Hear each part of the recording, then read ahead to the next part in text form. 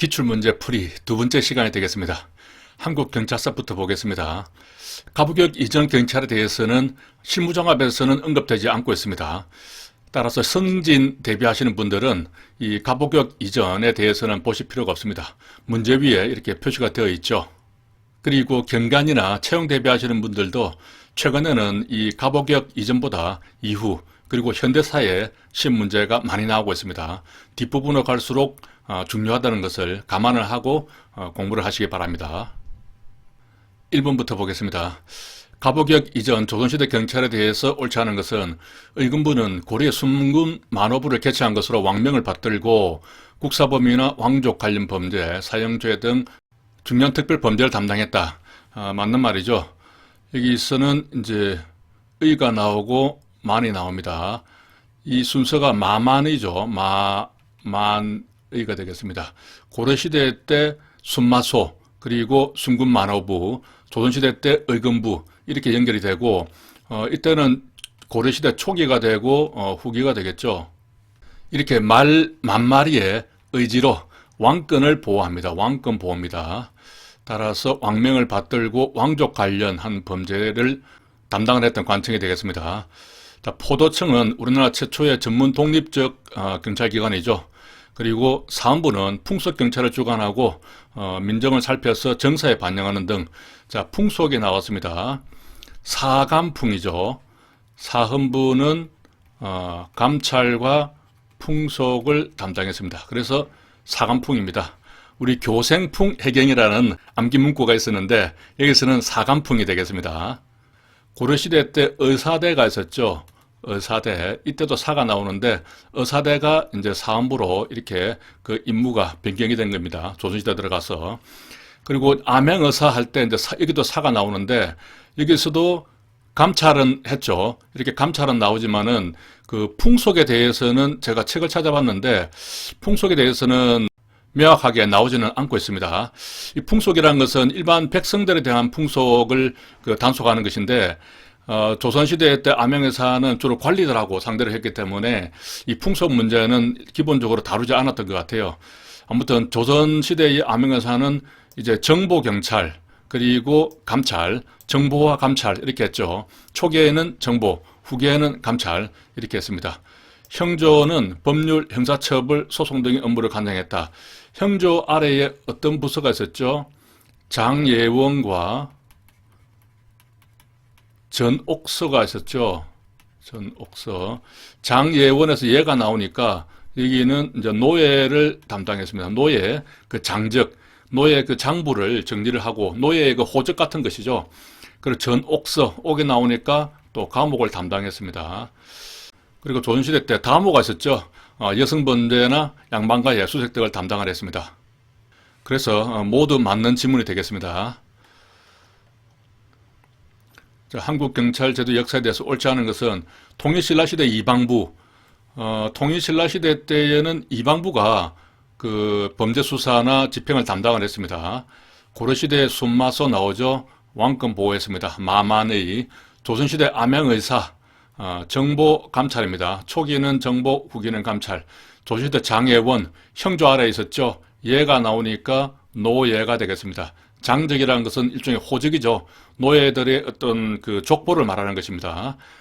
동예에서는 각 음락에 경계를 침범하는 경우 노예나 우마로 배상하는 책화 제도가 있었습니다. 그래서 두 문자만 따면은 동화책이 되는 것이죠. 동화책. 이렇게 암기할 수 있고, 조선시대 사헌부, 사는 사감풍이죠. 따라서 왕족 범죄 뭐 이런 것들은 안 됩니다. 조선시대 전옥서, 옥이 나옵니다. 감옥입니다. 이렇게 해서 틀린 것은 이제 한 개가 되겠네요. 자, 다음 문제. 한국경찰의 역사에서 옳은 것. 고구려 동해에는 절도범에게 12배의 배상 책임을 묻는 일책 12법. 일책 12가 나오면은 고부간의 시비라고 그랬죠. 고부간의 시비. 고구려와 부유입니다. 시비는 시비가 되겠죠.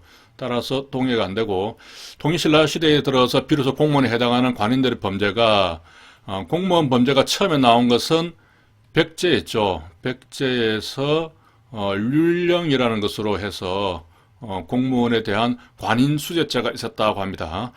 고려시대 순군 만호부는 왕권 보호를 위해서 정치경찰 역할을 했다. 마만의죠. 초기에는 순마소, 후기에는 순군 만호부 이렇게 되겠습니다. 조선시대 안차사가 아니죠. 관차사가 되겠습니다. 조선시대 때 그 지방경찰은 관차사였고, 시대 순으로 하면은 욕방군 총도안관이죠. 욕방군 총도안관이 되겠습니다. 자, 욕은 고구려, 백제, 신라가 되고, 총은 통일신라입니다. 통신. 그리고 도독을 두었죠. 발해, 고려, 관짜사는 이제 조성이 되는 겁니다. 1894년도에 제정된 경무청 관제직장은 일본의 행정경찰 규칙과 유경제 적경례를 혼합해서 만든 최초의 경찰 작용법. 기본적으로 관제직장은 작용법이 아니고 조직법이죠. 그리고 행정경찰과 유경제 적경례를 혼합한 것은 뭐죠? 행정경찰이 나오니까 행정경찰 장정이 됩니다. 장정. 장정이니까 장정은 힘쓰는 거죠. 힘쓰니까 작용법이 되겠습니다. 1919년 3.1운동을 일어서 헌병경찰 제도에서 보통경찰 제도로 전환되었죠. 경찰의 직무 범위는 축소되고 축소가 안 됐죠. 범위는 그대로고 권한도 많이 약화되지 않았습니다. 다만 조직은 헌병경찰을 하다가 헌병경찰이 어떻게 바뀌었죠? 경무국으로 이렇게 바뀌었기 때문에 조직은 조금 변화되고 약간 축소되었다. 뭐 그렇게 볼 수도 있지만은 권한은 그대로입니다. 다음 문제 보겠습니다. 4번 한국경찰 역사. 동해에는 각 음락이 서로 경계를 침해하면 동화책이죠. 바로 동화책 곤란할 수 있고, 고구려는 천군이 관할하는 소도, 소도는 사만이죠. 사만에서는 소도 못 잡아먹었죠. 그래서 괜히 대만가도 잡지 못했다. 한국 최초의 조직법은 경찰 장정이 아니고 경무청 관제직장이고 작용법은 행정경찰 장정이 되겠습니다. 미 군정 하에서 폐지된 것은 비위생한 것에 대해서 경고하고 폐지를 시켰죠. 비경찰화 이루어졌고 위생사무가 없어졌고 경제경찰, 고성경찰이 없어졌습니다. 그리고 생긴 것은 여성과 정보는 중시했죠, 미국이. 그래서 여성 정보는 생겼는데 이때 정보과가 당시의 이름은 사찰과입니다. 정보과의 역할을 했지만은 명칭은 사찰과로 이렇게 신설이 됐습니다. 미군정 하에서 1947년 5인이 아니죠. 짝수위원회였습니다. 짝수육인으로 해서 위원회가 만들어졌는데 짝수다 보니까 맨날 서로 의견이 나뉘면 결론이 안 났죠. 그렇게 해서 오래 못 가고 폐지가 됐습니다. 무장공비 침투 사태 121 청와대 습격 사건이죠. 이때 종로경찰서에서 순국한 사람은 정종수, 종이 나오죠. 종로경찰서가 되고 또 최규식 경무관이죠. 구식입니다. 종로가 보면은 구식이 많죠. 그래서 최규식 나오면은 종로를 연상할 수 있습니다. 종로에 가보면은 그 안국동이라고 있죠. 여기 가면은 뭐 오래된 것들이 많이 있습니다. 옛날 전통 문화나 고미술 뭐 그런 것들이 많이 있고 또 전통 가옥들도 많이 있죠. 종로가. 그래서 종로는 구식이다. 최기식을 연상할 수 있습니다. 다음 문제. 갑오개혁 이후 한국경찰 최초의 작용법인 경찰 장정이 있고 장정이 담당한 게 뭐죠? 소위 영감을 담당을 했죠. 소위 영감, 소방, 위생, 영업, 감옥 이렇게 담당을 했습니다. 광무개혁 당시 1902년도에 독립된 중앙관청으로 경부가 설치되고 경부는 목이죠. 목이 이때 빵빵했습니다. 1900년도에 경부가 만들어졌죠. 1902년도에 만들어진 것은 경부에서 이제 경부청으로 격화되면서 조직은 축소가 되었지만은 관할은 전국 관할로 이렇게 넓어졌습니다. 따라서 경부가 설치됐다는 게 틀렸고 국내 경찰서와 한성부 내 3개 분수를 두고 지휘하는 경무감독소를 두었다. 이건 다 경부에 대한 설명이죠. 연도가 틀렸네요. 경부경찰 체제의 관장 범위는 한성, 계양시장, 감옥 3호로 제한되었고 지방에는 총순을 두었다. 이렇게 되는데 경부로 승격을 하면서 어떤 일이 있었죠? 경부가 장관급입니다. 장관급으로 승격을 하면서 감 한 개씩을 감옥, 한성, 개항지가 되겠습니다. 감 한 개씩을 총경부터 순경까지 총순이죠. 다 나눠졌죠. 어디서 나눠졌습니까? 경무감독소에서 나눠졌습니다. 자, 이런 이야기를 한 적이 있습니다. 자, 여기서는 경부감독소가 아니죠. 경무감독소입니다. 따라서 총순을 두어서 관자서를 보좌하도록 했다. 맞는 말이죠. 1910년에는 조선주차 헌병 조령에 의해서 헌병은 그 전에부터 들어왔습니다. 하지만 이제 한일 합방이 되면서 이때부터 이 법령을 만드는 것이죠. 조선주차 헌병 조령이라고 해서 헌병이 일반 체안을 담당할 법적 근거를 만들었습니다. 법에 따라서 이렇게 움직였고 헌병은 체안 수요가 많은 곳이 아니고 의병들이 많이 출몰하는 곳이나 군사 요충지 그런 데에서 근무를 했죠. 도시나 계양지에서는 일반 경찰이 담당을 했습니다. 다음 문제 보겠습니다. 가보개혁 및 광무개혁 당시 경찰, 일본의 행정경찰 규칙과 위경제 적격례를 혼합해서 우리는 장정을 만들었죠. 일본에서는 규칙을 만들었고 우리는 장정을 만들었습니다. 일본은 원래 그 매뉴얼 사회이기 때문에 규칙 이런 말이 들어가면은 일본 거죠. 이것하고를 또 둘을 바꿔서 이렇게 헷갈리게 하는 수도 있죠. 이 장정들이 담당한 것은 소위 영감을 담당했다고 했습니다. 광무개혁 당시인 1900년도 목에 힘이 들어간 빵빵한 때네요. 경부가 감 한 개씩 총경부터 순경까지 나눠줬죠. 감 한 개, 감 한 개 이렇게 나눠줬고 경부감독소가 아니고 이때는 경무감독소가 되겠습니다. 1895년도 내부관제를 제정을 해서 내부는 언제 만들어졌습니까? 내부, 삼겹살 같은 것은 내부까지 잘 구워야 됩니다. 내부까지 구워 하니까 95가 되는 것이죠. 95년도에 내부관제를 제정했다. 내부 대신에 경찰에 대한 지휘감독을 정비하였고 96년도에는 지방경찰 규칙, 구륙이죠. 구륙은 개구자의 계곡입니다. 계곡이의 지방을 정비를 했죠. 그래서 96년도에 지방규칙을 제정을 했다 말되는 것이고 이것이 작용법입니다. 작용법적인 근거를 마련했다. 맞는 말이고 경무청 관제 직장에 의해서 당시에 좌우 포도청을 합했죠. 그래서 경무청 관제 직장이니까 경무청을 만드는 것이죠. 장으로는 경무사였습니다. 청사 지관이죠. 경무청에는 경무사를 두고 그리고 지서에는 경무관을 두었습니다. 청사지관, 예전에는 그 관공서 청사에 지관들, 그 사물의 위치를 보고 어떤 운세를 따지는 그러한 지관들이 출입을 했었습니다.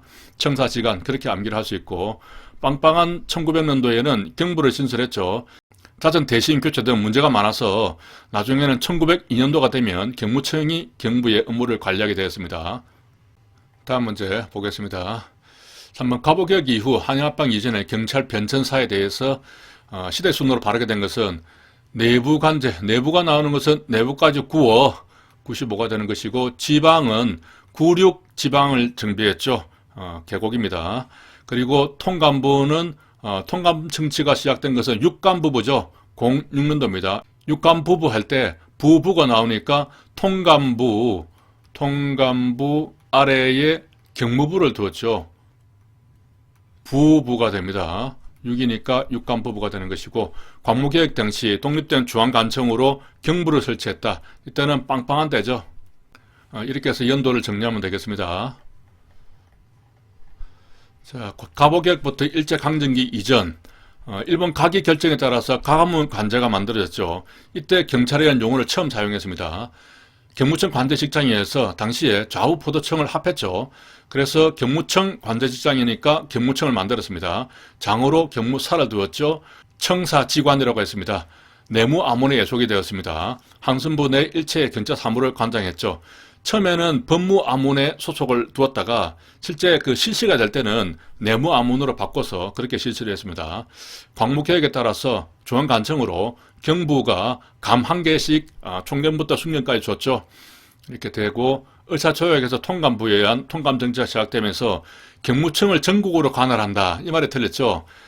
통감부가 나오면은 통감부부죠. 그래서 06년도에 통감부 내에 경무부를 두면서 한국 경찰을 관리를 했고 경무청이 전국을 관할한 것은 공리죠. 공리입니다. 공리가 전국적인 배우죠. 전국을 관리했다. 이렇게 볼 수 있고, 자, 통감부에 대해서 조금 보충 설명을 하겠습니다. 통감부 아래에 이제 경무부를 두었는데, 그럼 이 통감부의 그 실체는 무엇이냐? 원래 그 일본에 공사가 있었어요. 지금으로 치면 뭐 대사관 같은 것이죠. 그 공사를 폐지를 하고 이 통감부를 둔 겁니다. 그러니까 일종의 일본의 그 대표기관이라 할 수 있는 것이죠. 공사가 있을 때는 단순한 그 외교기관에 불과했지만은 이제 통감부라는 이런 이름 하에 사실상 그 작은 일본 정부를 우리나라에 만든 것이랑 마찬가지입니다. 그렇기 때문에 이 통감부 외에 실제 당시에 존재했던 우리 대한제국이 있었죠. 대한제국 내에 이제 경찰 조직은 내부 아래에 경무청이 있었습니다. 그러니까 경무청이 있었음에도 이 통감부 내에 작은 일본 정부를 만들어서 그 안에 경무부를 두고 이 경무부가 실질적으로 경무청을 감독하고 지휘하는 그런 역할이 된 겁니다. 그러니까 조직이 이렇게 두 개가 된 것이랑 마찬가지죠. 이 경무청은 나중에 07년도가 되면은 경시청으로 이렇게 바뀝니다. 이때만 하더라도 이제 02년도에 전국을 관할하다가 05년도에 그 한성부 내로 축소가 되었거든요. 그 5호 통제라 한성부 내로 이렇게 축소가 되었습니다. 한성부가 지금의 서울이기 때문에 이것이 결국에는 경시청으로 이렇게 바뀌게 되는 겁니다. 그래서 여기 경무부가 우리 그 기본적인 경찰의 조직 내에 있는 것으로 이렇게 생각하시면 안 되고 별도의 조직이었다. 이렇게 보시면 되겠습니다. 다음 문제. 한국 경찰사에 대해서 틀린 것은 일제강점기에 총독에게 주어진 재량권이 있었죠. 경무총장, 경무부장에게는 명령권이 있었습니다. 미군정 하에서 전적으로 미흡했지만 정치범처벌법, 치안, 예비검사법, 보안법은 폐지됐다. 순서가 정치예보 이런 순서대로 폐지가 됐죠. 보안법이 맨 나중에 1948년도에 폐지가 됐습니다. 1953년도에 경찰관 직무집행에 대한 근거법으로 경지법이 만들어졌다. 해경 경직 53이죠. 53년도에 경지법 만들어지고 해경이 만들어졌습니다. 이때는 이제 국민의 생신제라는 대륙법적인 것이 아니죠. 영미법적인 것입니다.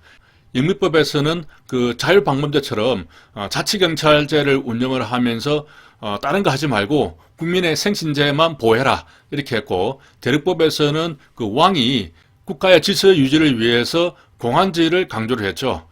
1919년도 상하이에서 수립된 임시정부 초대 경무국장은 백범 김구 선생이 되겠습니다.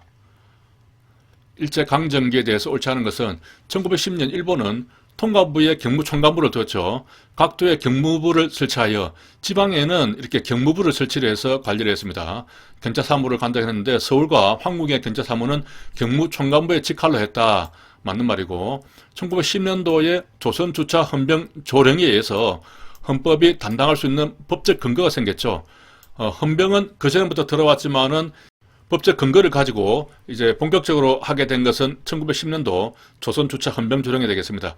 이때는 일반 경찰은 도시나 개항장에 있었고 헌병은 주로 군사상 필요한 지역에서 활동을 했습니다. 3.1 운동을 계기로 해서 헌병에서 보통으로 바뀌었죠. 총독부 직속 경무총감부는 폐지가 되면서 경무국이 생겼습니다. 이렇게 조직은 변화가 됐지만은 그 임무는 변함이 없죠. 3.1 운동을 기화로 해서 치안유지법을 제정을 했다. 자, 치안유지법 할 때 유지가 나오죠. 유지는 유치한 법입니다. 일본에서 쓰던 것을 그대로 가져와서 우리나라에 쓴 것이죠. 상당히 유치한 법인데 3.1 운동을 기화로 해서 만들어진 것은 정치예 이런 순서대로 만들어졌죠. 폐지될 때도 정치예보 이렇게 폐지가 됐는데 만들어질 때도 정치예 이렇게 만들어졌죠. 그래서 3.1 운동을 기하로 처음으로 만들어진 것이 정치범 처벌법이 되는 것입니다. 이 치안유지법은 그 다음에 만들어진 것이죠. 그래서 이 내용이 틀렸고, 일제강점기의 경찰은 식민지배의 중추기관이었죠. 총독에게 주어진 명령권, 총독은 재량권이 있었고 명령은 경무총감과 그리고 경무부장이 가지고 있었죠. 이렇게 구분이 됐습니다.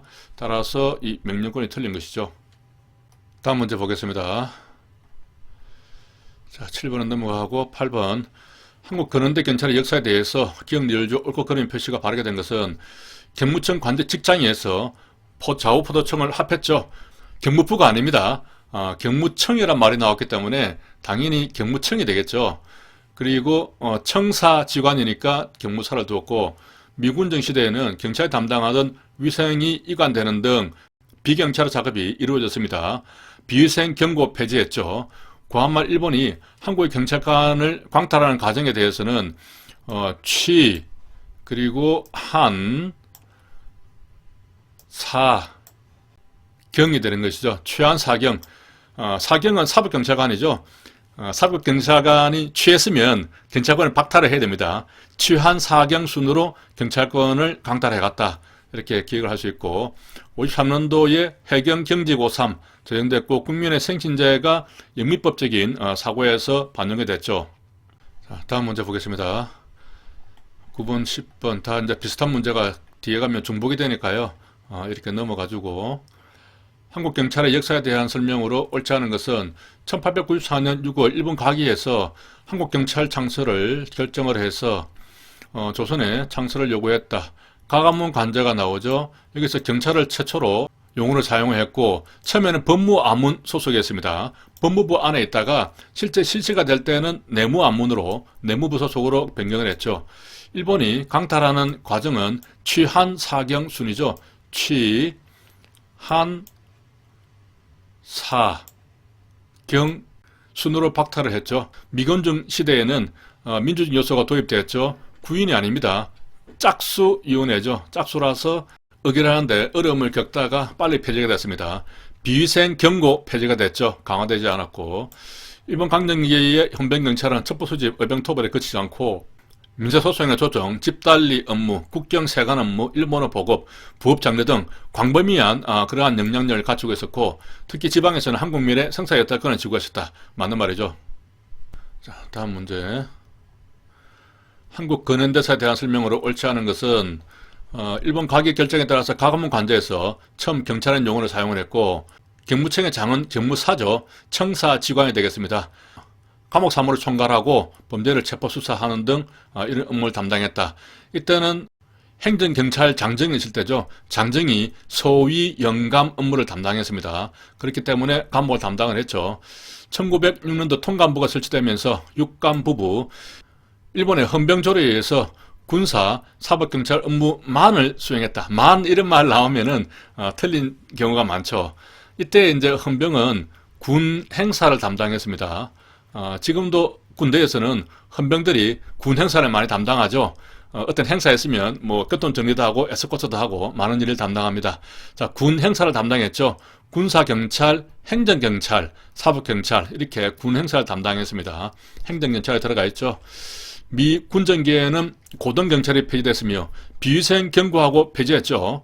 정보 업무를 담당할 정보과와 또 경제경찰이 신설된 것이 아닙니다. 미 군정기에는 6인에 의한 중앙행정경찰위원회, 짝수위원회 만들어서 고상만 하다가 폐지했습니다. 중요한 이런 것들을 심의를 했고, 경찰법이 제정될 때까지 근거가 됐던 법률은 경지법이 아니고, 경지법은 작용법이죠. 작용법이기 때문에 경찰 체제에 근간을 이룬다는 것은 어떤 조직적인 성격을 두기 때문에 조직법이 없는 상황에서는 정부 조직법이 그 근거가 됐었겠죠. 자, 다음 문제 보겠습니다. 이번은 넘어가고, 경찰의 역사와 제도에 대한 설명으로 시대손으로 바르게 나열된 것은, 경찰법은 언제 만들어졌습니까? 경찰을 구한 경찰법을 만들었죠. 경지법은 해경 경직 53, 경찰 공무원은 육구경찰, 그리고 경찰위원회가 만들어진 것은 미군정기입니다. 미군정기니까 1945년도부터 48년 그 사이가 되겠죠. 연도만 알면은 금방 풀 수 있는 문제가 되겠습니다. 자, 우리나라 경찰 역사제도, 경찰병원은 언제 만들어졌죠? 사고 나면은 경찰병원에 가야겠죠. 사고 나면은 경찰병원에 가야 된다. 53년도에 해경경지 53, 국립과수사연구소가 55년도에 만들어집니다. 오, 대단해. 그리고 해외 주재관, 해외로 나가려 그러면은 6.6이 튼튼해야 되죠. 경찰 공무원법, 경찰, 육구경찰, 그리고 내무부 치안국을 치안본부로 개편한 것은 유영수 여사가 당시에 문세광에 의해서 즉사하셨죠. 즉사. 그래서 7사가 됩니다. 그래서 경찰의 조직을 좀 더 확대를 한 것이 치안본부로 개편한 것이죠. 해양수산부로 해양경찰이 이동된 것은 꾸룩꾸룩 갈매기가 오는 바닷가로 날아갔습니다. 그래서 96년도가 되고 제주경찰, 자치경찰이 출범한 것은 공유하는 자치경찰, 시민과 공유하는 자치경찰이 출범했죠. 06년이 되겠습니다. 이런 연도들은 기본적으로 암기를 잘 하셔야 됩니다. 자, 이렇게 연도를 묻는 문제가 많이 출제가 됐습니다. 같은 문제이기 때문에 넘어가겠습니다. 경찰의 표상, 정부 수립 이후에 경찰의 표상으로 적절하지 않은 것은 53년도에 해경경직 53 만들었고 국민의 sen신제 개념이 영미법제인데 반영이 됐죠.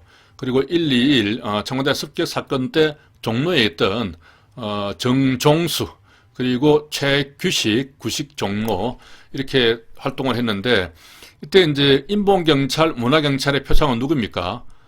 이분은 지리산에서 흑흑거리면서 올라가신 차일혁 경무관이 되는 것이죠.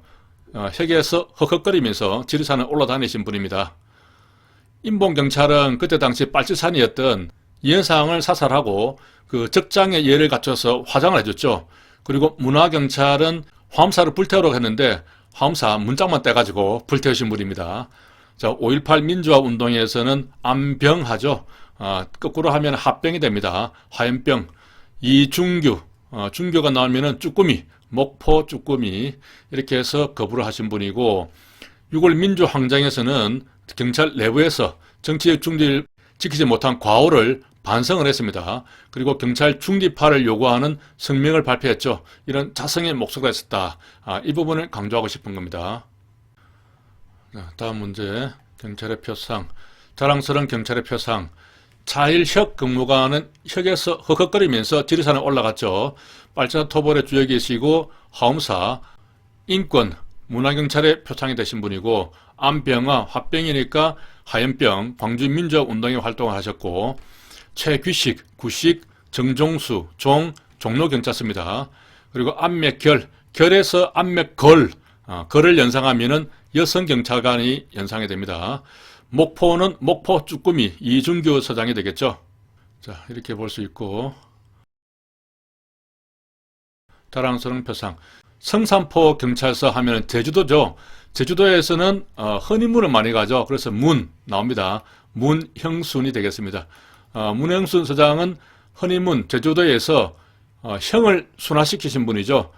4.3 사건 때 그 자수를 시켜서 다 방면하신 그런 분이죠. 그렇게 형을 순화시키신 분입니다.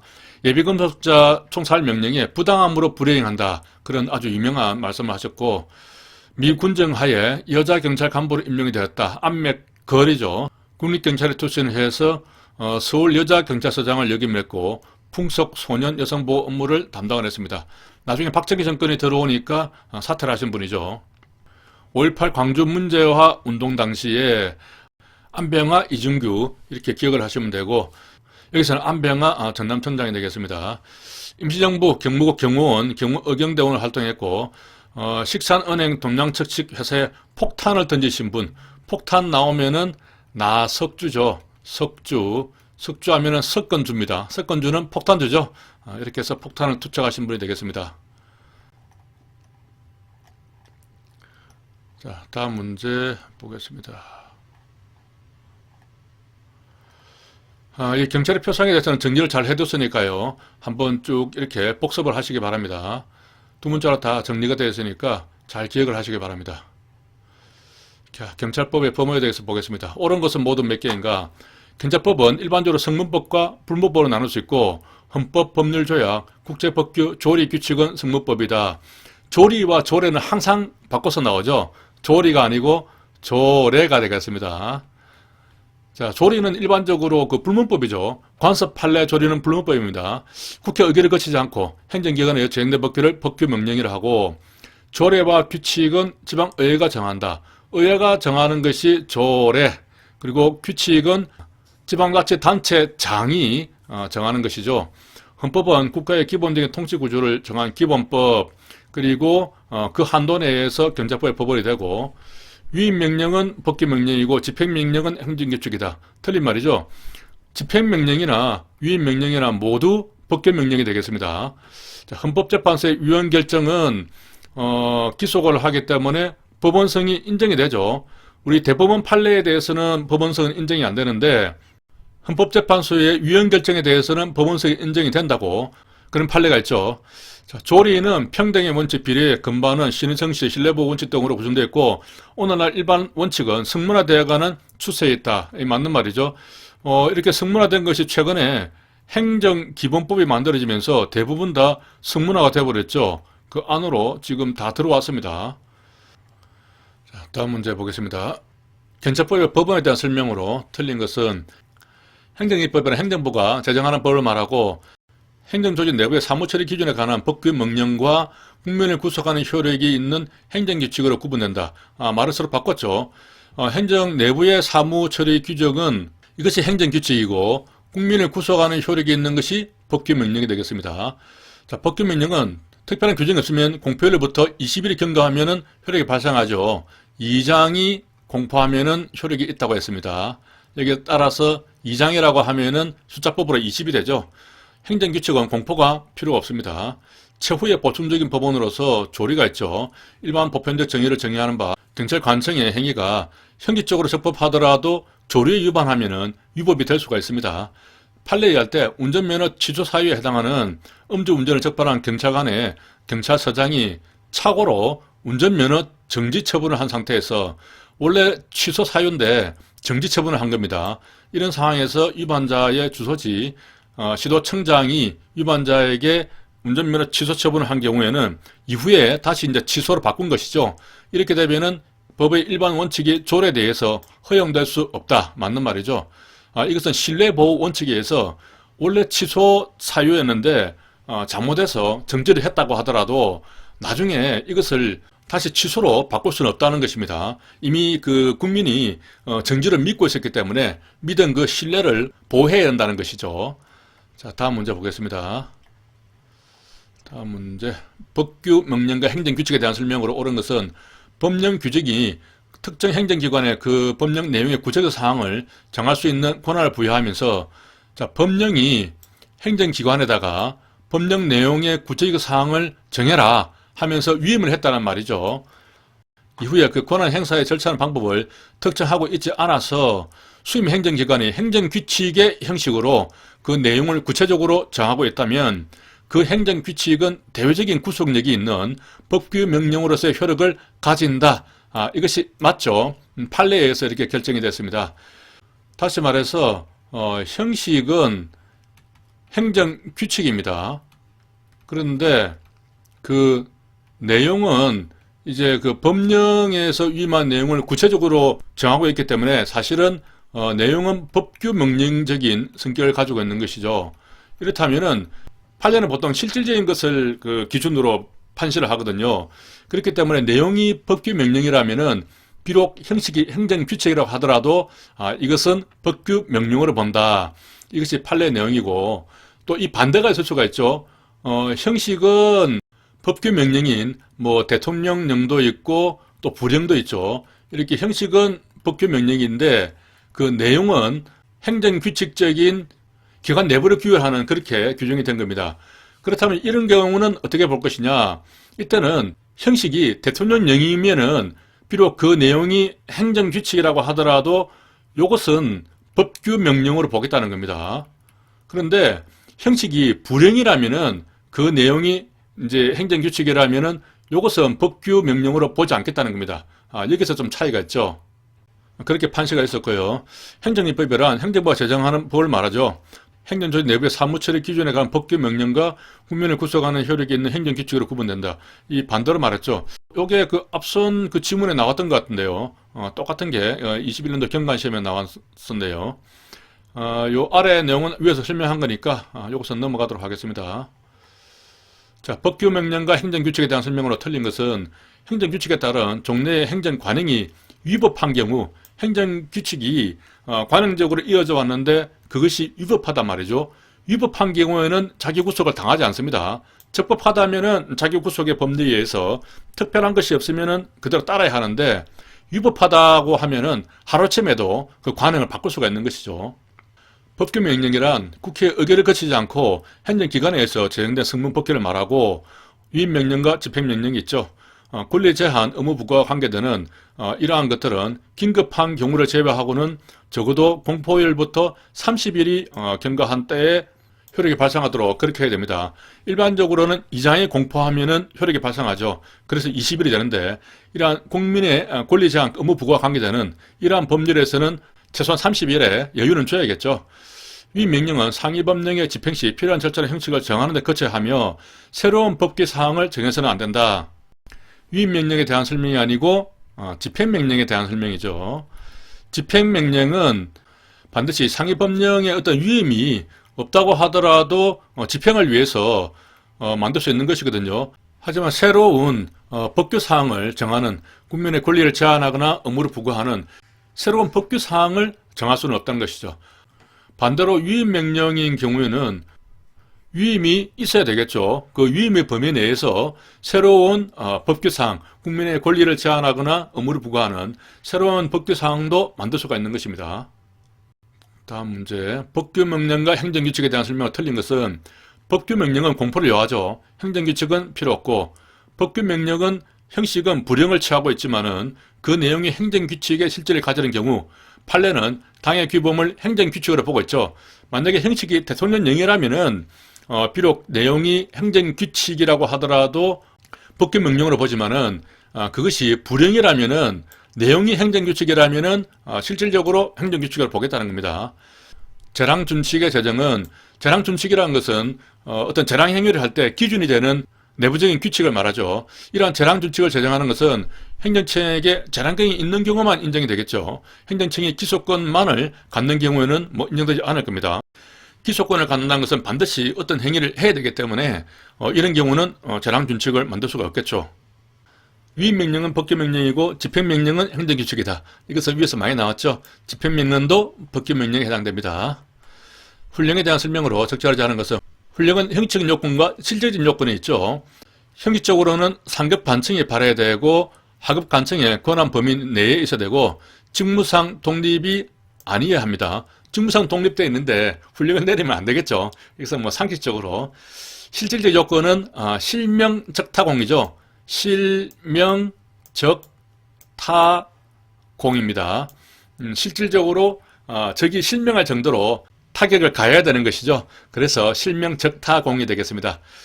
훈령은 원칙적으로 일반 추상적 사항에 대해서만 발휘되지만은 개별 구체적 사항에 대해서도 할 수가 있죠. 하지만 반대로 직무명령은 개별 구체적 사항에 대해서만 할 수 있고 일반 추상적 사항에 대해서는 할 수가 없죠. 하급 관청의 구성은 변동이 있더라도 훈령에 대해서는 영향이 없죠. 훈령은 그 관청에 대해서 내리는 것이기 때문에 구성원이 바뀌더라도 효력에 영향이 없습니다. 하지만 직무명령은 다르죠. 그 구성원에 대해서 명령을 하기 때문에 구성원이 바뀌면 직무명령은 효력이 없습니다. 밑에 이제 훈령과 직무명령에 대한 구분이 나오네요. 직무명령은 직무와 관련 없는 사생활에는 효력이 미치지 않겠죠. 직무와 관련되는 것이니까. 훈령은 일반 추상적 사항에 대해서만 발할 수 있고 개별 구체적 사항에 대해서는 발할 수 없다.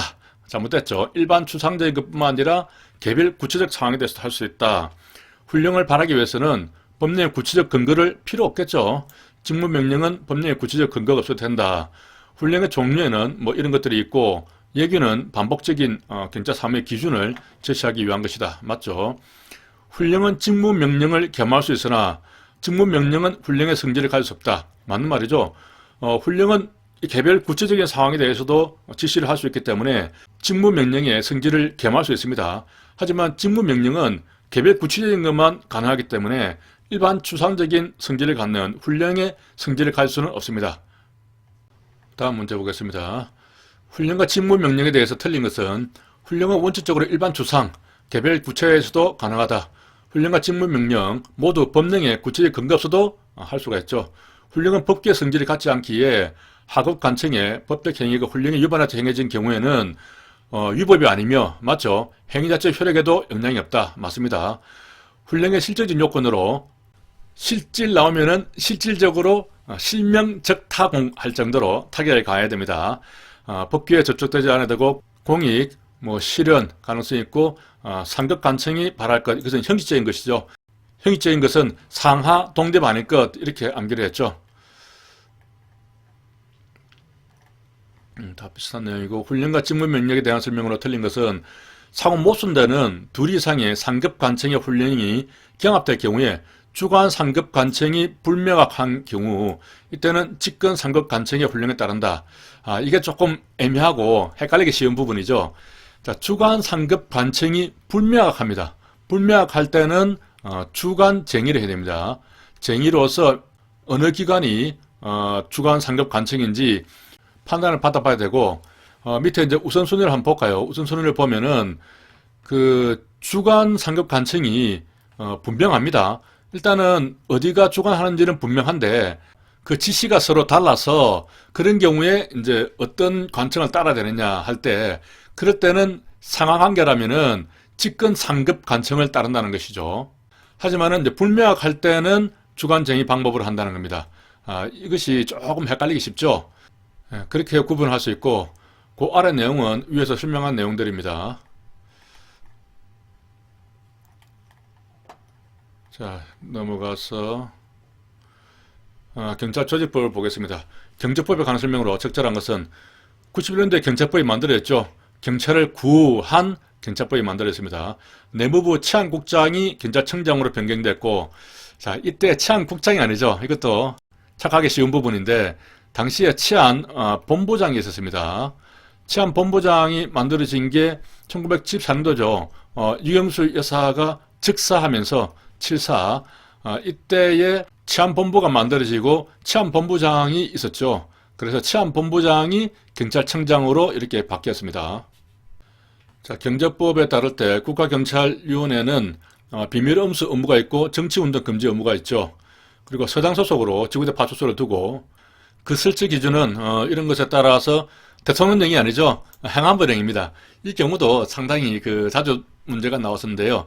자, 이 법률에서 그 대통령령으로 위임하지 않고 바로 부령으로 위임한 것들이 몇 가지 있었습니다. 이것들을 한번 정리를 한 적이 있었죠. 항복지 대귀화생 이렇게 암기를 합니다. 전쟁이 나서 그 항복을 했습니다. 항복지에서 전부 다 귀화를 한 겁니다. 대귀화를 해서 그 나라에서 살아가는 겁니다. 항복지 대귀화생. 이것은 법령에서 불행이 위험한 게 상당히 많죠. 상당히 많지만은 그 기존의 기출 문제라든가 또 실무종합에 나오는 것들만 제가 모아가지고 대략 이렇게 항복지 대귀화생만 모아둔 겁니다.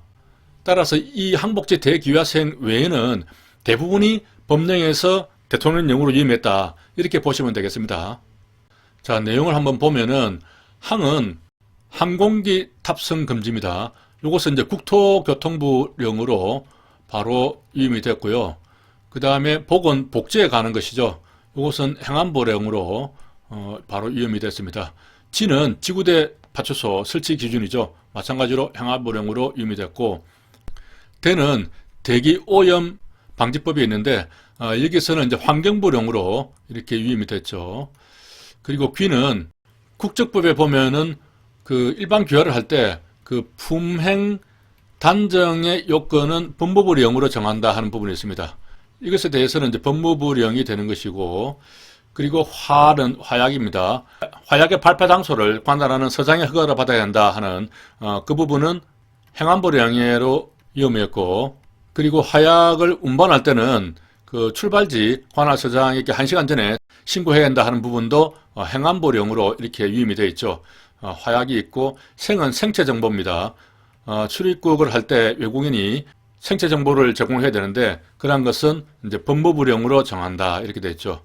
내용이 좀 많습니다만은 우리 승진 대비하시는 분들은 이렇게 항복지 대귀화생을 그대로 암기를 하셔야 되고, 채용 대비하시는 분들은 너무 실무종합에 나오는 실무적인 것들은 좀 몰라도 되겠지만 그냥 항복지 대귀화생 이렇게 암기를 하는 것도 괜찮을 것 같습니다.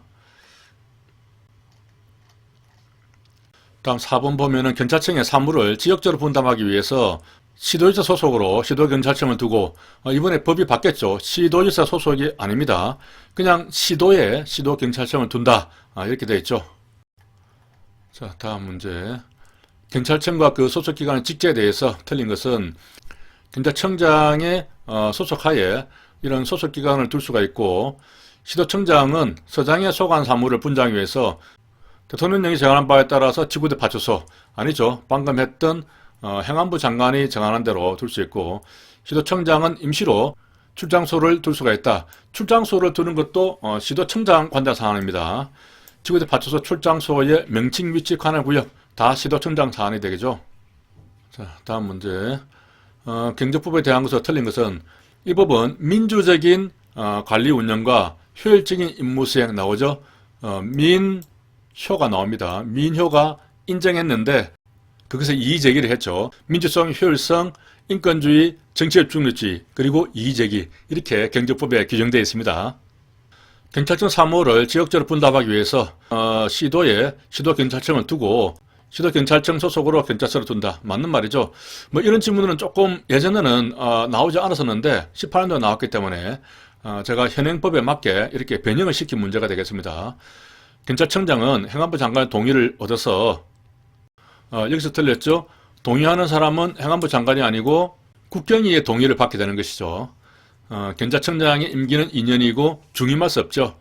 국경위는 임기는 3년이고 연임할 수 없다. 이렇게 됐는데 경찰청장은 2년이고 중임할 수 없다. 두 번 할 수 없다. 이렇게 되어 있습니다.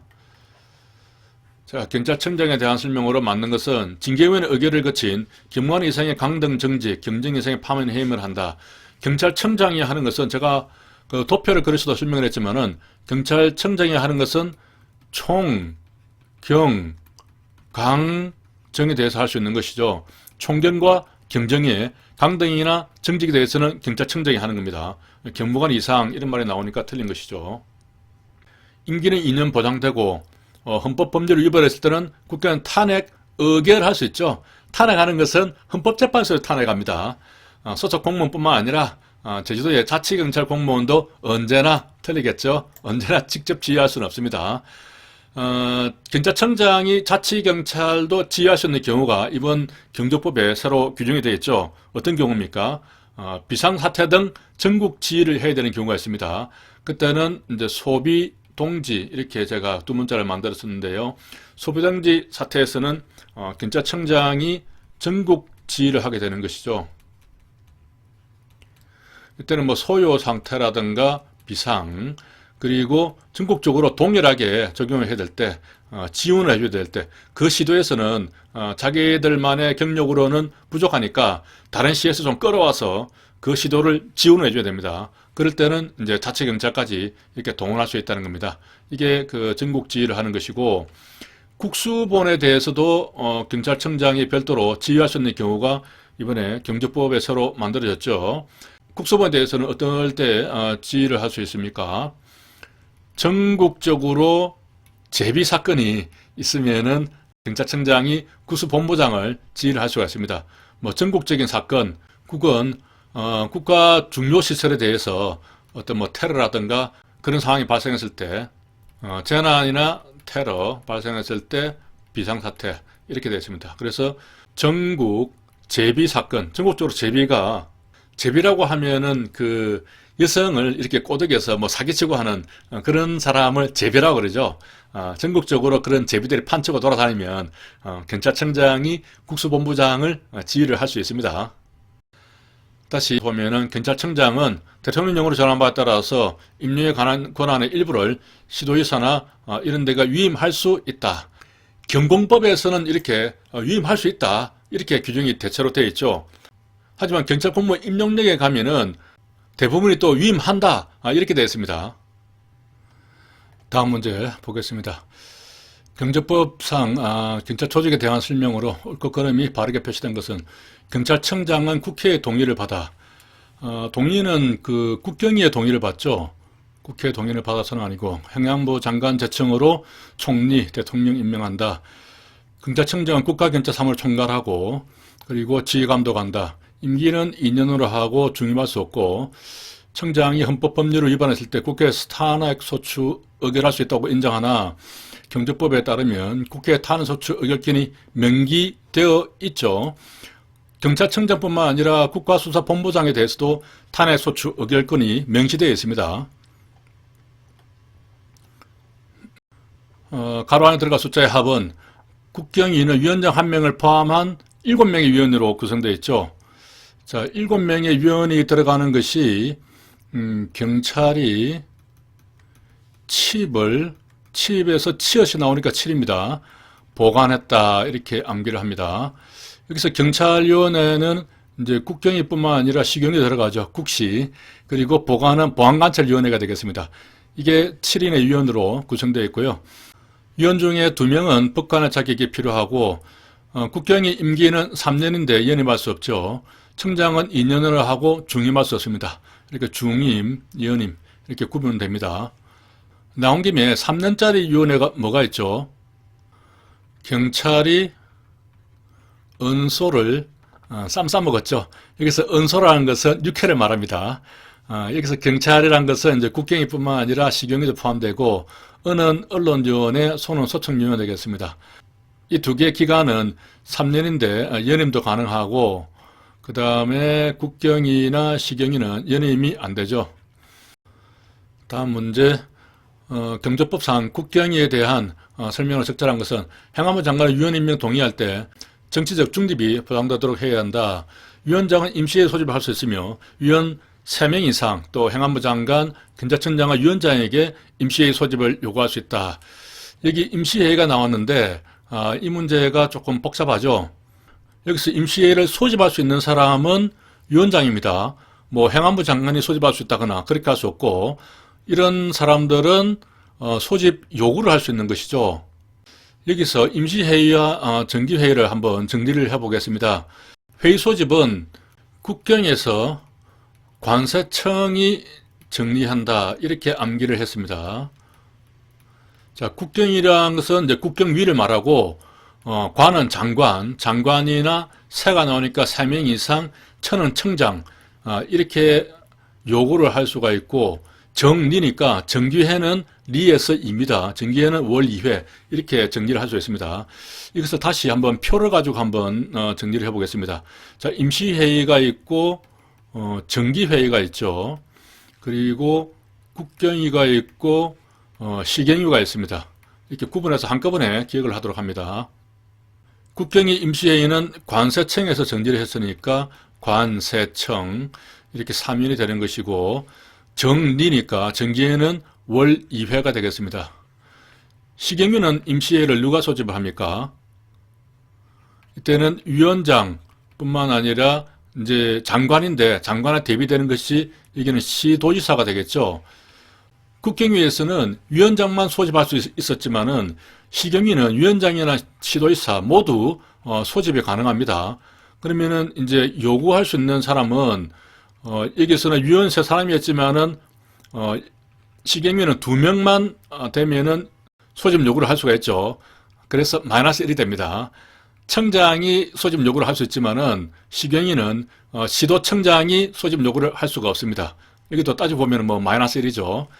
정기회는 국경위는 월 2회 하지만은 시경위는 월 1회 이상 이렇게 되어 있습니다. 그래서 또 마이너스 1이죠. 국경위는 관세청 정리 이렇게 암기를 한 다음에 시경위는 대체로 마이너스 1이다. 이렇게 하면 좀 기억하기 쉽겠죠. 3명인데 2명으로 하고 청장이 할 수 있지만 안 된다. 그리고 월 2회지만 1회다. 이렇게 마이너스 1이다. 생각하면은 좀 한꺼번에 기억을 할 수 있겠죠. 이런 식으로 공부를 하실 때, 이 보기에 뭐가 하나 나오더라도 하나만 보지 말고 연관되는 전체를 이렇게 쭉 기억을 되살려보는 연습을 하고 정리를 하는 것이 암기에 좀 도움이 많이 될 것 같습니다. 계속 보면은 경검, 법관, 군인의 직에서 3년, 경검, 국군 당선이죠. 법관은 안 들어갑니다. 이 안 들어가는 것으로 단골 메뉴가 법관은 나오죠. 경, 검, 국군 당선에서 3년이 지나야 됩니다. 경찰이나 검사, 국은 국정원이죠. 군인, 또 당적 이탈, 선은 선출직입니다. 이렇게 3년이 지나야 되고 국경위 규정에 규정된 사항 외에는 위원회 운영을 위해서 필요한 사항은 위원회 의결을 거쳐 행안부 장관이 아니고 운영에 관한 것이니까 좀 가벼운 것이 되겠죠. 이것은 위원장이 정하게 되겠습니다. 위원장. 다음 문제 보겠습니다. 자, 국가경찰위원회에 됐으면 옳지 않은 것은 국경위는 민주주의와 정치적 중립을 보장하기 위해서 경찰이 설치한 독립적 심의 의결 기구이다 이렇게 되어 있는데, 민주주의라는 말도 맞고 뭐 정치적 중립 보장 이런 것도 맞지만은 경찰청은 아니죠. 행안부에 설치가 되어 있습니다. 다만 사무는 어디서 합니까? 사무는 경찰청에서 합니다. 소속은 행안부 소속이죠. 2명은 법관에 있는 자격이 되어야 되고 중대한 신체 정신상 장애로 직무를 수행할 수 없는 경우를 제외하고는 면제되지 않는다. 신분 보장이죠. 국경위나 시경위는 그냥 중대한 신체 정신적 장애 이런 말만 나오는데, 소청위에는 한 가지 더 붙죠. 뭐가 되죠? 금고 이상의 형벌을 받지 않고 하는 부분이 더 들어갑니다. 이것 플러스 이제 신체 정신적 장애 하는 이제 그런 내용으로 들어가 있죠. 경찰, 검찰, 국정원 직원, 군인직에서 퇴직한 날부터 3년이 되겠습니다. 경금, 국군 당선 3년이 지나야 되고, 국가경찰 임무와 관련해서 다른 기관으로부터 업무 협조 요청, 관련이 아니죠. 임무 외입니다. 임무 외에 다른 임무에 대해서 요청이 오면은 국경위에서 심사를 하게 되는 것이죠. 국가경찰 임무 범위 안에 있다면은 그냥 경찰청장이 뭐 그대로 하면 됩니다. 어차피 우리 임무니까. 하지만 우리 임무가 아니기 때문에 임무 외의 사항을 다른 국가기관한테 요청하면은 경찰청장이 바로 결정을 못하니까 국경위의 심의를 받게 되는 것이죠. 여기 나온 김에 국경위가 심의할 수 있는 내용을 한번 정리를 해보겠습니다. 주인, 부업 하고 있는데 자재 시비가 걸렸습니다. 그래서 관청에 가서 확인해보자 이렇게 암기를 했었죠. 주는 주요 정책입니다. 주요 정책은 뭐 인사라든가 예산 이런 부분이 되겠죠. 이런 데 대해서는 국경위에서 심의를 해야 되고, 이는 인권이 되겠죠. 부는 부패입니다. 이와 관련해서. 그리고 업무협조. 업무협조는 이제 업무 범위 외에 있는 것에 대해서 업무협조에 대해서 심의하게 되고, 자는 자치경찰 지원이 되겠죠. 자치경찰에 지원할 것인지 말 것인지. 쟤는 제의 요구하는 것입니다. 시경위의 결정사항에 대해서 제의 요구를 할 수 있는 사람이 장관이나 청장이 제의 요구를 할 수 있습니다. 이 경우에 그 국경위를 거치도록 하고 있는데, 이때 제의 요구를 할 것인지 그 부분을 심의한다는 것이죠. 시는 시책입니다. 어떤 시책이냐, 뭐 공안질에 관한 부분이나 혹은 생신제에 관한 업무와 관련해서 시책을 심의 의결하게 되고, 비는 비상사태에서 경찰청장이 전국을 지휘하게 되죠. 이때 국경위의 심의를 받게 되어 있습니다. 그리고 기타 장관이나 또 청장이 요구하는 사항이죠. 이때는 위원장이 요구하는 사항에 대해서는 검토하는 것은 아닙니다. 심의하는 것은 아닙니다. 사실 위원장이 호선을 하기 때문에 권한이 좀 약하죠. 장관이나 청장이 요구하는 사항에 대해서만 심의를 하게 되어 있습니다. 자, 다음 문제 보겠습니다. 국경에 대해서 적절한 것은, 국경위는 민주주의와 정치적 중립성을 보장하기 위해 경찰청에 설치한 독립된 이것도 같은 질문이 나왔네요. 경찰청이 아니죠. 행안부입니다. 국경위는 위원장 1명 포함해서 7명 위원이 구성되고, 위원장 명 1명의 위원은 상임으로 하고, 상임은 1명이죠. 위원장은 상임이 아닙니다. 국가경찰의 부패 방지와 청문대 항상에 관한 주요 정책은 심의 의결을 거쳐야 한다. 이게 부가 나오죠. 주임, 부업, 자재 시비, 관청 이렇게 되겠습니다. 국경위 회의는 제적 과반 출석과 제적 과반 찬성을 의결한다. 이런 경우는 재과창이 되는데, 재과창이 되는 경우는 특별한 경우만 가능합니다. 재과창, 2번 칭찬하는 것이죠. 2번 칭찬은 추승, 보인, 몸을 재과찬했다 이렇게 암기했습니다. 추는 이제 위추위가 되는 것이죠. 위원추천위원회, 위추위, 그리고 승진위원회, 보상금 심사위원회입니다. 선보위가 아니죠. 보상금위원회, 그리고 인사위원회 이렇게 되겠습니다. 이렇게 4개 위원회는 재과찬으로 의결을 하게 됩니다. 자, 다음 문제.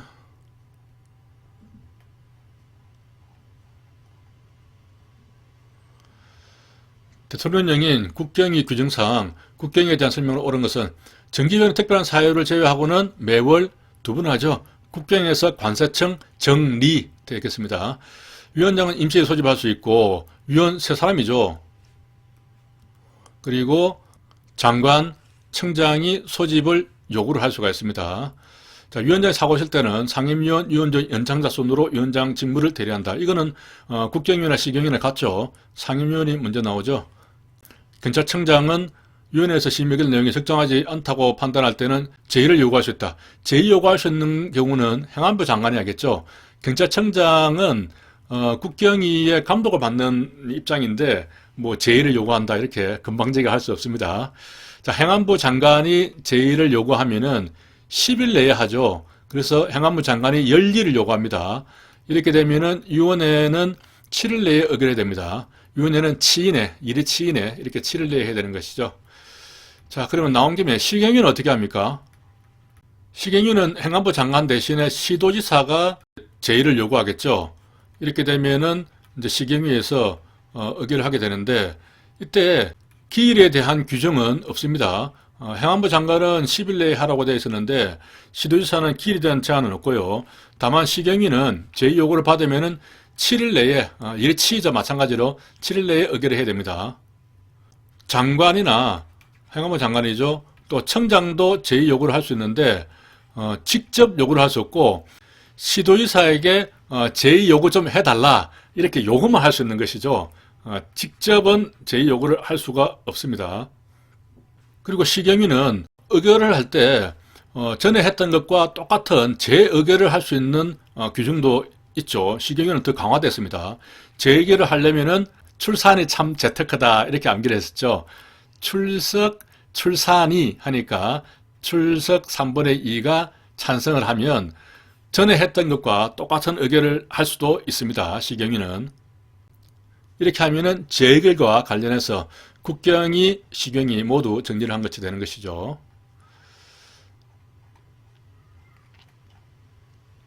17번 보겠습니다. 시경위에 대한 설명으로 적절한 것은 위원장 1명 포함해서 7명이죠. 위원장과 1명의 위원은 상임위로 하죠. 그리고 2명은 법관인 자격. 이것은 국경위에 대한 이야기죠. 자, 시경위는 1명의 인권 전문가를 임명하도록 노력해야 되는 의무가 규정이 되어 있죠. 반드시 임명해야 되는 것은 아니고 인권 전문가를 임명하도록 노력해야 됩니다. 위원은 시도의회는 의회가 기본적으로 인원이 많으니까 한 2명 정도 추천을 하고 나머지는 다 1명씩 이렇게 추천을 하죠. 하지만 위추위는 위원을 추천하기 위해서 만든 위원회니까 이것밖에 할 일이 없습니다. 그래서 2명 정도 추천을 하죠. 나머지는 다 1명입니다. 자, 이 중에서 좀 특이한 게 시도 교육감이 추천하는 부분도 있죠. 그리고 국경위도 추천을 합니다. 경찰청장이 아니죠. 국경위가 추천을 합니다. 위원장은 비상임 위원 중에서 호선을 하고 호선은 아니죠. 여기서는 시도지사가 임명합니다. 시도지사가 임명을 하죠. 보통 임명하는 것은 좀 중요한 직책인데 이 시경위는 좀 더 중요하다고 보는 것이죠. 위원장도 정무직이잖아요. 국경위의 위원장은 정무직이 아닌데 시경위의 위원장은 지방직 정무직입니다. 훨씬 더 중요하죠. 자, 여기서 호성이 나왔으니까 한번 또 정리를 해보겠습니다. 호성이 나오는 것은 추위에 굳건하게 은손에다가 호 불었죠. 위추위, 국경위, 인권위, 언론이 선보이 되겠습니다. 이것은 뭐 기본서 강의할 때 너무 많이 했죠. 자, 다음 문제 보겠습니다. 자, 권한의 유임과 대리를 보면은 옳고 그름의 표시가 바르게 된 것은 권한의 유임이란 상급이 하급에게 권한 전부를 이전해서 전부가 아니죠. 전부 다 줘버리면 상급 같은 할 일이 없습니다. 일부만 줘야겠죠. 그래서 수임기관의 권한으로 행하는 것으로 유임의 범위에는 제한이 없는 것이 아니죠. 일부만 주기 때문에. 그래서 1이 나오니까 1, 위임할 때 임입니다. 1임 이렇게 됩니다. 자, 임의 대리인 경우에도 일부를 줄 수가 있죠. 일부를 임의 대리하게 합니다. 여기서도 1임 이렇게 되는 것이죠. 법정 대리는 어떻게 됩니까? 법정 대리는 전부가 되는 것이죠. 전부를 위임하게 되는 것입니다. 법정 대리는 뭐 청장이 사망하는 그런 경우에 차장이 법정 대리하는 것이니까 이미 사망한 사람의 권한을 대리하기 때문에 모든 것을 가져와야겠죠. 그래서 전부 대리가 되는 것입니다. 자, 권한 위임은 수임 간청의 권한이 이전되기 때문에 이전이 되죠. 수임 간청의 효과가 귀속되나 권한의 대리는 직무대행에 불과하므로 임의대리든 법정대리든 피대리 간청의 효과가 귀속된다. 그렇습니다. 대리는 피대리 간청의 효과가 귀속이 되고 위임은 완전히 저버리기 때문에 피위임 간청, 피위임 간청이 수임 간청이죠. 그렇게 효과가 귀속됩니다. 이때 이제 피고가 되는 것이죠. 피고가 되는 자격은 효과가 누구에게 귀속되느냐 하는 그런 개념과 같는데 피는 피를 부릅니다. 피고가 나오면 효과가 나오면은 다 피가 붙어야 되는 것이죠. 그래서 피대리 간청이 되고 피위임 간청인데 피위임은 이제 수임 간청이 되니까 수임 간청으로 이렇게 표현되는 것입니다. 자, 원칙적으로 임의대리는 권한의 일부에 대해서만 가능하죠. 그래서 1임 이렇게 볼 수 있고 복대리는 불가능하나 법정대리는 권한의 전부에 대해서 가능하고 복대리도 가능하다 이렇게 되어 있죠. 자, 복대리는 어떻게 됩니까? 제가 그림을 한번 그렸었죠. 임복은 안 되죠. 임의대리에서는 복대리가 안 됩니다. 판사가 임신복을 입고 판결하면 안 되죠. 임복은 안 되고 법복을 입고 판결해야 됩니다. 법복은 가능하죠. 법정대리는 복대리가 가능하다. 임의대리의 경우는 피대리 관청은 대리기관의 행위에 대한 지휘감독상 책임을 지죠. 법정대리의 경우는 피대리 관청은 원칙적으로 지휘감독상 책임을 지지 않는다. 그렇죠. 청장이 사망했을 때 차장이 법정대리하는 경우 그런 경우를 생각하면 청장은 이미 사망을 했기 때문에 더 이상 지휘감독을 할 수가 없습니다. 뭐 하늘나라에서 하는 것도 아니고 지휘감독을 할 수가 없죠. 하지만 임의대리는 일부에 대해서 위임을 하기 때문에 지휘감독을 할 수 있는 것이죠. 자, 다음 문제 보겠습니다. 행정권한의 위임과 대리에 대한 설명을 흑탈한 것은 위임은 상급이 하급에게 전부 또는 주요 부분을 이전하여 여기서 또 나왔네요. 전부가 아니죠. 수임관청의 권한으로 행하도록 하는 것이다. 위임의 효과는 수임관청에 귀속이 되죠. 권한이 이전됐기 때문에 대리의 효과는 대리기관이 아니고 피대리기관이 되는 것이죠. 효과 나오면은 피고고 피고는 피는 피를 부르기 때문에 피대리기관이 됩니다. 여기서도 피위임 간청이 되는 것이죠. 권한의 위임은 수임관청이 자기 명의로 권한을 행사하죠. 권한의 대리는 피대리 간청을 위한 것을 표시를 해서 이것을 현명주의라고 하죠. 마찬가지로 대리기관의 명의로 하게 되겠습니다. 자기 명의로 하게 되는 것이죠. 대리기관이 결국 그 대리자의 명의로 하게 되는 것입니다. 이것하고 구별되는 것이 정결이 있죠. 정결과 대결이 있습니다. 자, 정결하고 대결은 내부적으로 결제상으로만 그 대신하는 사람이 하는 것일 뿐 실제 외부로 표시될 때는 이 정결이나 대결하는 사람 이름으로 하는 것이 아니고 원래 그 관청의 이름으로 하는 것이죠. 예를 들면은 경찰서의 과장이 정결이나 대결을 했다고 하더라도 경찰서장 이렇게 밖으로 나가는 것이죠. 만약에 과장이 대리를 했다면은 이렇게 표현되겠죠. 경찰서장 대리 경무과장 누구 이렇게 해서 경무과장 이름이 적혀서 밖으로 나가는 겁니다. 그런 의미에서 이제 정결하고 대결하고는 구별되고 그럼 정결은 뭐고 대결은 뭐죠? 정결은 상시적으로 결제자를 대신하는 것이죠. 그렇기 때문에 서장이 그 서장실에 지금 있어요. 있는데도 불구하고 과장이 정결을 하는 겁니다. 하지만 대결은 일시적으로 부재하는 겁니다. 그 서장이 서장실에 없어요. 뭐 휴가를 갔기 때문에 서장이 없을 때 대신하는 것이 대결이라는 겁니다.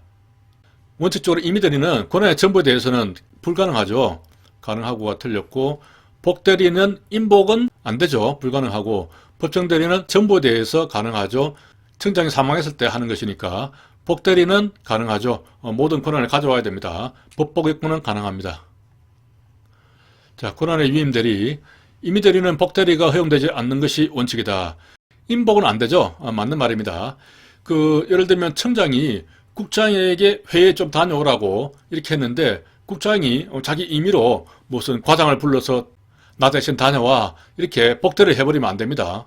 그렇게 대신해서 보내려고 하면은 다시 그 피대리권자인 청장에게 물어봐야 되는 것이죠. 그렇기 때문에 임복은 안 되는 것입니다. 복대리 성격은 임의대리에 해당한다.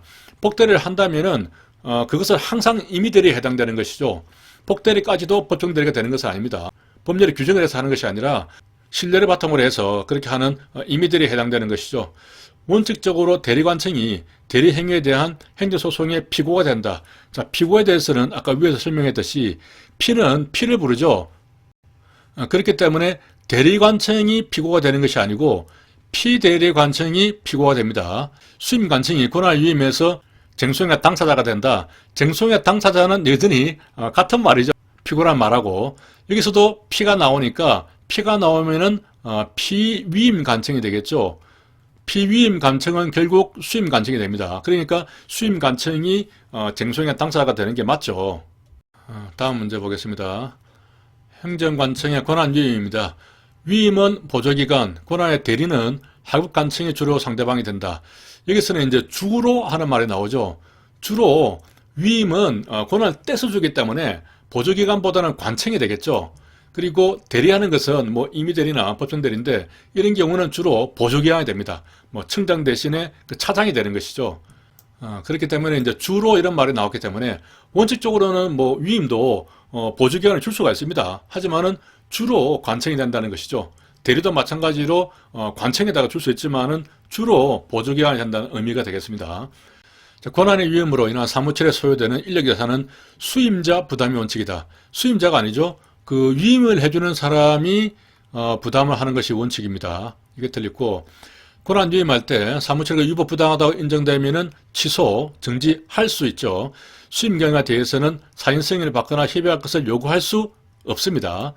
사후에 뭐 감독을 하거나 취소하거나 정지를 할 수는 있는데 그 사전 승인을 받도록 한다든지 사전 협의를 받아라 이렇게 할 수는 없습니다.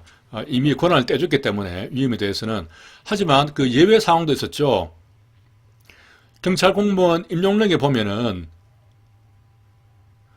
경위, 경감으로 신성할 때 신규 채용이나 승진이죠. 이럴 때는 경찰청장의 사전 승인을 받아라 하는 규정이 있었습니다. 자, 이 경우는 이미 그 임용권을 지도청장에게 위임을 했죠. 위임을 한 이후에 신생에 대해서는 사전 승인을 받아라 이렇게 예외적으로 규정이 되어 있는 겁니다. 이때는 이제 경위 경감을 신규 채용하거나 혹은 경사 경위를 경위 경감으로 승진을 시키는 거죠. 이 경우에도 말을 좀 잘 이해를 해야 됩니다. 자, 임의대리는 원칙적으로 복대리가 허용되지 않죠. 인복이권은 판결 안 됩니다. 피대리관청은 대리자에 대한 지휘감독이 가능하죠. 법정대리는 복대리가 허용되며 법복이권은 가능합니다. 피대리관청의 대리자에 대한 지휘감독이 불가능하죠. 청장이 사망했을 때 차장이 법정대리를 하고 있는데 사망한 청장이 지휘감독할 수 없습니다. 불가능합니다. 자, 다음 문제 보겠습니다. 행정관의 위임 위탁 규정에 대해서 위임이란 법률에 규정된 행정기관 장의 권한 중 일부를 보조 또 하급 행정기관의 장이나 장에게 맡겨서 권한 체계 아래 행사하도록 하는 것 맞죠? 행정기관의 장은 권한을 위임 위탁할 때는 위임 위탁하기 전에 수임기관의 수임 능력을 점검을 하고 필요한 인력 예산을 이관할 수 있다가 아니라 반드시 이관해야 됩니다. 자기 일을 떼주기 때문에 그러한 인력과 예산을 넘겨줘야 되는 것이죠. 위임 위탁은 수임 수탁 기관의 수임 수탁 사무 처리에 대해서 지휘 감독할 수 있죠. 사후에 지휘 감독할 수 있습니다. 위법 부당할 때는 취소, 정지 시킬 수 있겠죠. 그러한 권한이 있기 때문에 반드시 시켜야 하는 것은 아닙니다. 시킬 수 있다.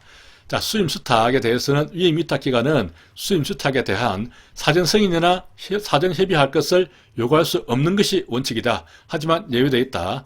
수임 수탁에 대한 책임은 수임 수탁 기관에 있으며 사무 처리에 대한 책임은 수임 수탁 기관에 있죠. 그리고 위임 위탁 기관의 책임은 감독 책임만 지는 것입니다. 자, 위임 위탁 기관은 사무 처리의 특정성 확보를 위해서 필요한 경우에는 수임 수탁 기관의 수임 수탁 사무 상황을 수시로 감사할 수 있다. 수시로 감사를 할 수 있습니다. 사후에 감사하는 것은 문제가 안 되죠. 자, 다음 문제 보겠습니다. 행정권한의 위임 위탁에 관한 규정.